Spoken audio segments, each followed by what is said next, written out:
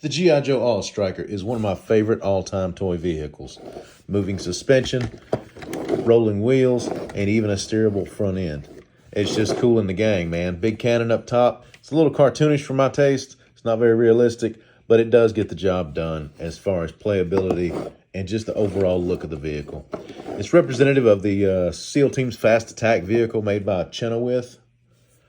Basically a dune buggy, but I think it has like a multi-fuel V8 in it that probably could run off everything from aviation gas to diesel marine fuel to Jack Daniels. I don't know. Just a cool vehicle. One of my only points of contention was when I was a kid is that the front end was so low I had trouble pushing it through the sandbox or out in the yard or whatever. And this is a cool look if you're in the 1980s and you're building a slammed Volkswagen Beetle, which we're not. We're trying to get across a battlefield and run over enemy skulls, and this is just going to hang up down here. So my solution was to tinker with the suspension on it until I came up with this, which is a very simple mod. There's not even any cutting.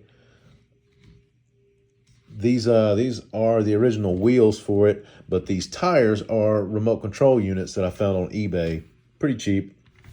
And I added a bunch of other gear, of course, to soup it up. But today I wanted to show you all how I did the suspension lift and how you can too. And that way we can crush our enemies, see them driven before us, and hear the lamentation of the women. First thing first, we're going to break this guy down.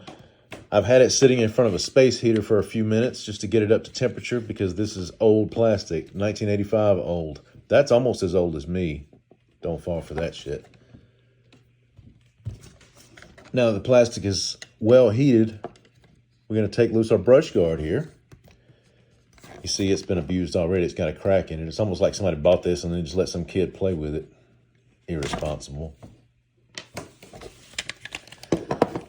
Going to pull the engine cover off to reveal that super accurate engine. Don't forget to do your spot check maintenance. Stay on top of that. Ain't no joke. In order to separate the chassis from the body, we're going to go in right here behind the seats, in case y'all don't remember from 1985. Carefully dislocate that off that tab. Same thing on the other side.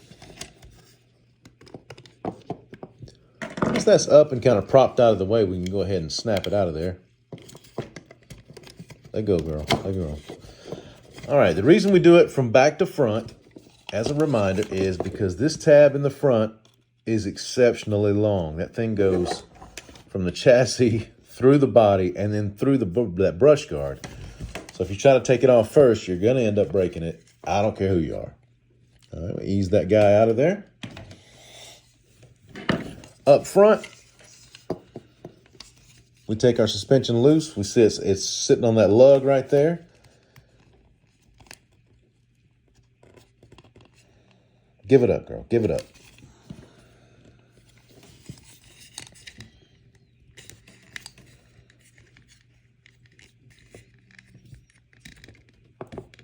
If I got this rough with it without heating the plastic, we'd have a broken All-Striker right now.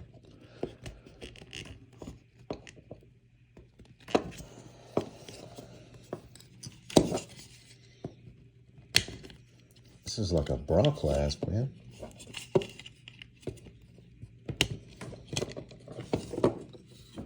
All right.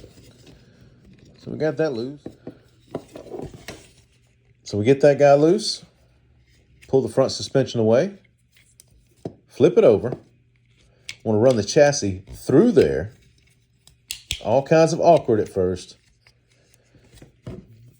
Let's get these mounts in those slots right there in the frame rail, and then we lock that back on that tab upside down. For those sticklers out there, yes, the steering connector rod is going to rub on these trailing arms or whatever you call them. If you don't like that, then I think the only solution would be to move that tie rod to maybe the other side of this somehow, but you can handle that. I'm happy with it the way it is. Now, the rear suspension is much more difficult. What you do is you take that and flip it to the top and flip that to the top. Boom, done. Told you it was much tougher. That was involved. I'm a little tired now. I'm going to replace the body.